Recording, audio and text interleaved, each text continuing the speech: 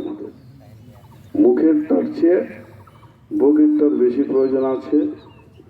তাই আমি সবার কাছে অনুরোধ রাখবো যে আজকে আমরা মানুষকে ঠকানোর জন্য, মানুষকে বিভ্রান্তি করার জন্য, মানুষকে ভুল বোঝানোর জন্য যে জিনিসগুলি করে আসছে এটার থেকে আমরা বিরত থাকব এবং আমরা হাদিস কোরআন মোতাবেক চলাফেরা করব।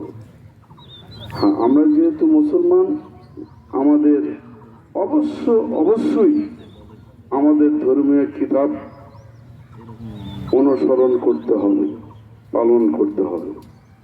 তাই আমি সবার কাছে উদারত আহ্বান জানাবো যে আপনারা সবাই, আমরা যারা আছি, তারা যারা ধর্মীয় দিক নির্দেশনা দেন, ধর্মীয় কথাবার্তা বলেন, তাদের সম্পর্কে